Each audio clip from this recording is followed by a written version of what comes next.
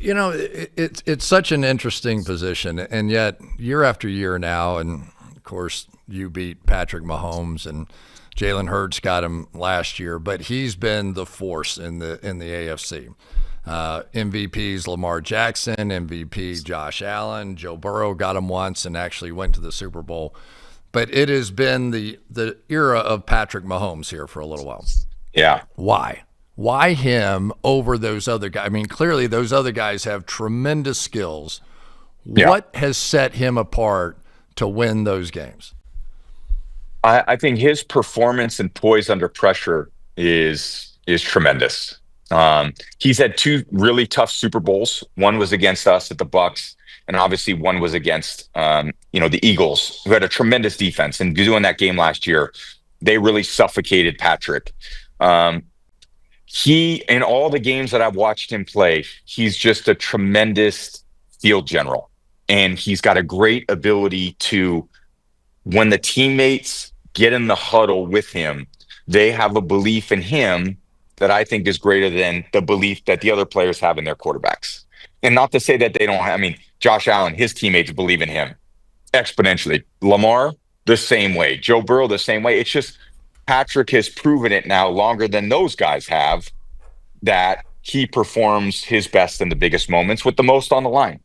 And a lot of it, you can see it in their eyes. Who wants to be in those moments? And Patrick wants to be in those moments. And yeah, those Super Bowl losses are very discouraging and they're tough. But again, Patrick needs to use that to his advantage going forward. You can't ever forget those. Those Super Bowl losses were the worst of my life. All three of them. I thought they were nightmares. I still think about them. They still bother me. If they come up on television, I turn the channel as fast as I can. I don't want to see it. I don't want to hear about Nick Foles. I don't want to hear about Eli Manning. That's just the way it is. And that's got to motivate him the rest of his career. Yeah, they got him both times with the same way, with the pass rush and lack of protection and not on the offensive line. The other one that is so interesting going into this year, Aaron Rodgers. Probably the swan song, right? Who knows what could happen. But nobody would understand where he is in his 40s now better than you. And what do you think he has to do to have that great walk-off moment that you had? It's a great question. And it's Aaron's proven that he's won a Super Bowl, many championship games. He's a winner. And I think what I've always appreciated about him, what everybody does, is his ability to throw a football and pass it. It's like in Aaron in his prime, to me, is the greatest passer of the football the league's ever seen. He could get the ball from point A to B faster and more accurate than any player, I think, in the history of the NFL. The ability, when you get older, you got to figure out other ways to succeed because you don't have the same 2011 version of Aaron Rodgers. And like Peyton Manning, when he threw 50 touchdowns and 49 touchdowns, then 55 touchdowns, or like I did in 2007. We all have to evolve and grow. And there's other ways to evolve and grow. Some of it's more mentally. How do we make the game a little bit more simple for ourselves so that we can execute faster? And then emotionally, how do we connect with our teammates and bring that competitive, positive attitude to work every day? And sometimes when you go through tough times, like he did at the Jets, you get reinvigorated by going to another organization like the Steelers that has had so much consistency in their success. And that could allow Aaron, to achieve what he hopes, to go out on the highest of possible notes. So I get to cover them. I'm sure you get to cover them a little bit. Yeah. It'd be my first time covering Aaron from a broadcaster and sitting up in the booth. But I'm really excited to see what he does this year. Yeah. A couple other really interesting storylines for me this year. One of them being Ben Johnson and Caleb Williams together. We've talked a little bit about Caleb and getting the ball out of his hands and that sort of thing. What do you think Ben Johnson has to do to make Caleb Williams work in the NFL? And Ben, has obviously come on the last bunch of seasons, three seasons really, and with Jared and taking Jared, when they got him from the Rams, they thought they were getting a throwaway quarterback. Clearly. And Jared has turned into an MVP type candidate. And Ben has done an incredible job helping Jared succeed by catering the offense to the skill set of the quarterback, which is what, in the end, what every great coordinator should do. Now you go on to another number one overall pick in Caleb that has certainly a different physical style of play than Jared. And Ben is going to have to adapt that system to the strengths of Caleb. And I think when I saw Caleb play last year, when he was at his best, the ball came out of his hands quickly. He was very decisive. He was getting to his reads quickly. And I'm sure Ben is going to try to say, and he's looked at all the film as well, when Caleb holds the ball for a long time, it's not as good. He's got to drop back. He's got to evaluate the coverage. He's got to find the weak spot of the coverage, and you got to make an accurate throw. And I'm sure those things are being drilled by Ben day in and day out. It's, we all develop in different ways and at different times. For example, my development as a quarterback was more physical. I needed more physical development as I got to be a pro and into my playing career.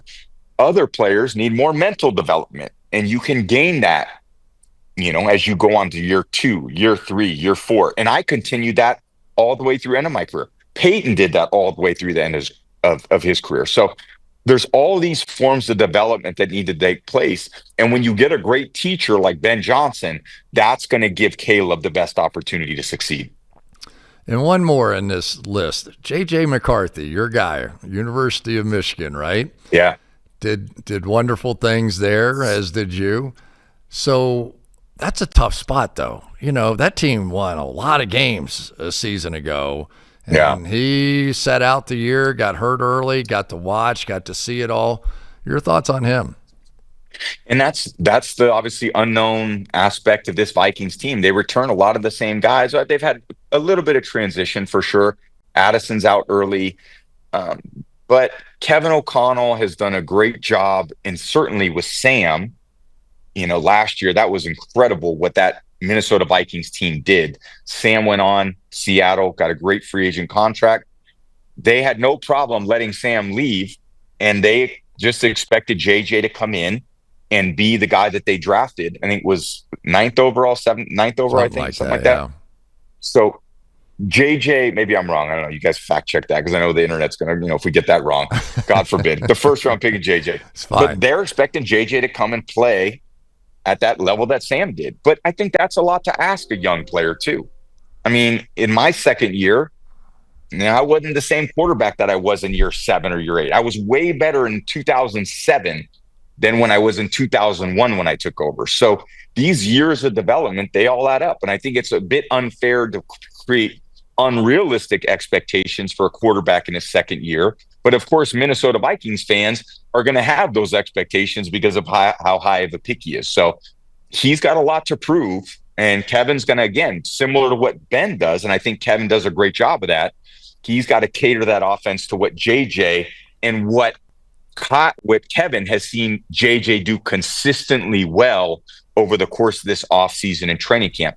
They cater that offense to the things he does well. And then you try to build a little bit every week and put a little more on JJ's plate.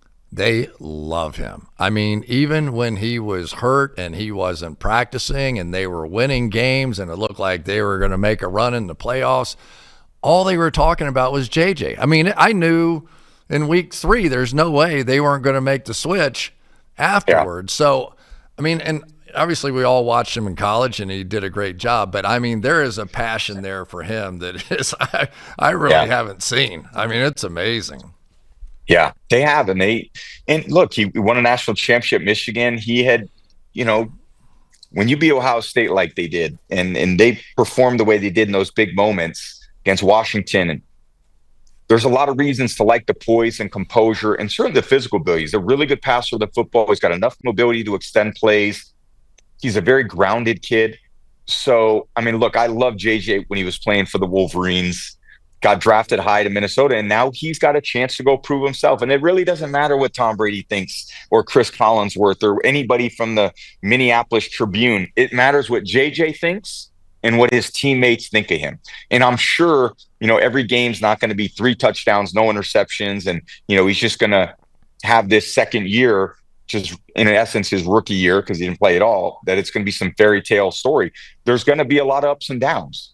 And again, when you're in the NFL season, the one thing we do know is there's adversity every step of the way. There's losses, there's injuries, there's calls that don't go your way, there's matchups that don't go your way, and you've got to have a team with great leadership that's able to overcome whatever adversity you face. And that's why you're rewarded at the end of the year with, a trophy and a ring if you get it right.